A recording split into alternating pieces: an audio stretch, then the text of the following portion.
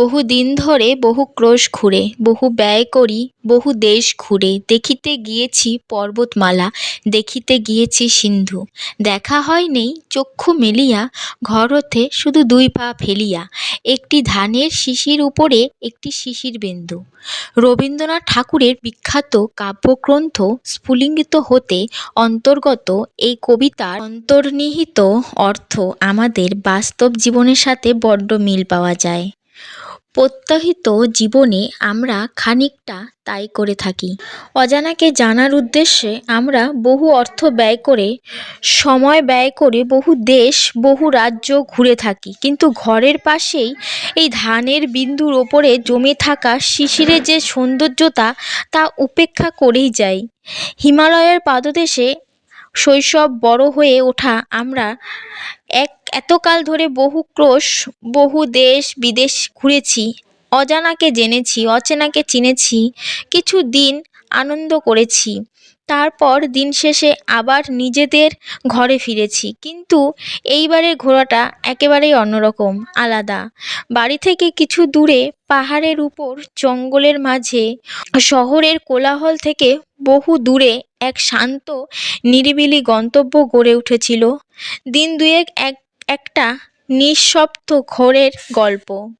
শহরের জাঁকজমট থেকে অনেক দূরে, গাছপালা নদী অরণ্য পাহাড়ি মানুষদের সাথে কাটিয়ে ফেলেছিলাম জীবনের সবথেকে সেরা স্মৃতি, মধুর দুটো দিন।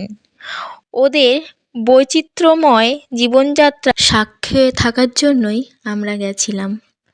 আমাদের জীবনের যে সুন্দর সুন্দর স্মৃতিগুলো, এগুলো কিন্তু আমাদের অজান্তেই মনের মধ্যে গেঁথে যায়। আমরা মন থেকে কিন্তু সরাতে পারি না, কিন্তু খারাপ দিকগুলো কিন্তু আমরা ভাবার চেষ্টাও করি না। ঘুম থেকে উঠেই যে শান্ত পাখির ডাক, ঝর্ণার আওয়াজ, ঠান্ডা ঠান্ডা হাওয়া, সংসারের কোনো ঝামেলা নেই, কোনো টেনশন নেই, একটা মনে হয় যে মুক্ত মানুষ আমরা, যেন স্বাধীন।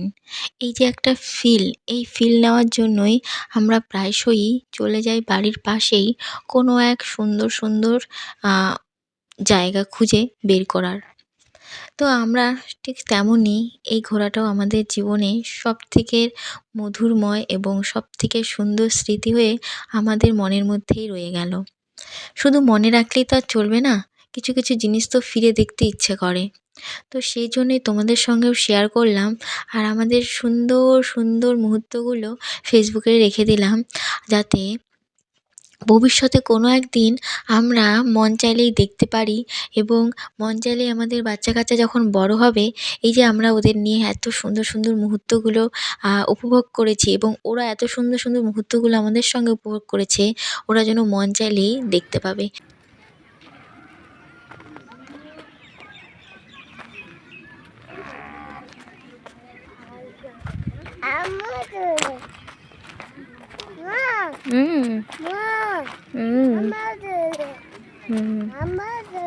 হ্যাঁ,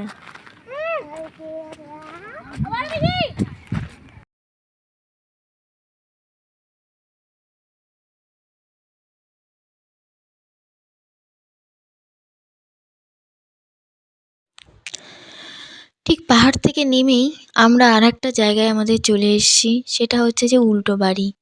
অনেক দিন যাবতই এই উল্টো বাড়ির সংবাদ মাধ্যমে বলো, লোকের মাধ্যমে বলো, সোশ্যাল মিডিয়া মাধ্যমে আমরা জানতে পেরেছি, এবং খুব ইচ্ছে করছিল এখানে আসার। তো কি বলে না, দিল্লি কা লাড্ডু जो खाया वो भी पछताया, जो ना खाया वो भी पछताया, তো কেউ না খাকে পস্তায়। তো এই জন্য বাই দ্য ওয়ে আমি হিন্দি কিন্তু খুব একটা পারি না, যাই হোক ডায়লগটা পারপাস তোমাদের সঙ্গে শেয়ার করলাম। তো এখানে যারা যারা আসবে তারা ওই মনে ভাববে যে দিল্লি কা লাড্ডু। তো কেউ না মানে কেন না খেয়েই পস্তায়, তো আমরাও ঠিক তাই খেয়ে দেয়েই পস্তাচ্ছি।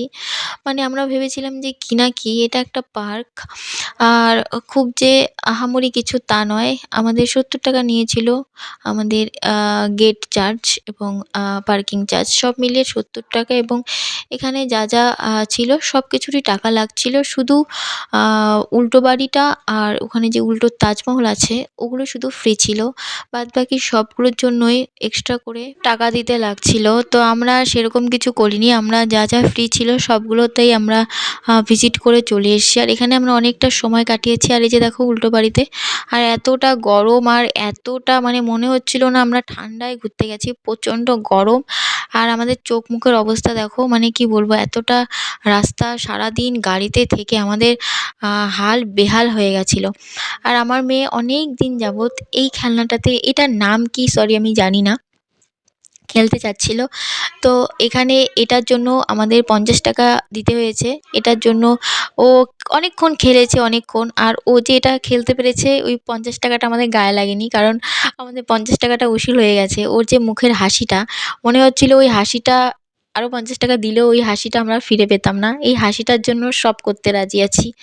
তো বাচ্চাদের খুশির জন্যই আমরা সব কিছু করি। একটা সময় নিজের জন্য করতাম, এখন মনে হয় যে বাচ্চাদের জন্য করি। আর এই যে দেখতে পাচ্ছ উল্টো তাজমহল, এখানে মানে ওই অরিজিনাল তাজমহলে তো আর যেতে পারলাম না, তাই এখানে ওই দুধের স্বাদ ঘোলে মেটাচ্ছি আর কি। এই যে দেখো উল্টো তাজমহল, জায়গাটা অনেকটা বড় আর অনেকটা সুন্দর। জায়গাটা একেবারে যে সুন্দর না তা না, কিন্তু তোমরা যদি মনে করো শুধু উল্টো বাড়ির উদ্দেশ্যেই তোমরা আসবে, তাহলে বলবো তোমরা এসো না। কারণ এখানে যদি অন্য কোনো জায়গায় ঘুরে তারপরে এখানে আসতে চাও তাহলে ঠিক আছে, কিন্তু এই উদ্দেশ্যেই যদি তোমরা বেরো তাহলে পুরো একটা দিন তোমাদের নষ্ট হয়ে যাবে। আর এখানে একটা বড় চিরুনি ছিল। আর এদিকে দেখো একটা হাতি, এই হাতিকে আবার জাঙ্গিয়া প্যান্ট পরানো হয়েছিল। তো সকলেই আমরা যাচ্ছি, মেন আমার বর আমাকে ডেকে নিয়ে যাচ্ছে, চলো চলো চলো তুমি দেখবে হাতিকে জাঙ্গিয়া প্যান্ট পরানো হয়েছে, এই একটা ব্যাপার। তো আমরা এই কটা মানুষ যদি একসঙ্গে থাকি আমাদের আর লোকের দরকার হয় না, কারণ আমরা এই ৪টা মানুষই আমরা ৪০০ জনের সমান। আমরা একসঙ্গে থাকলে অনেক মজা করি।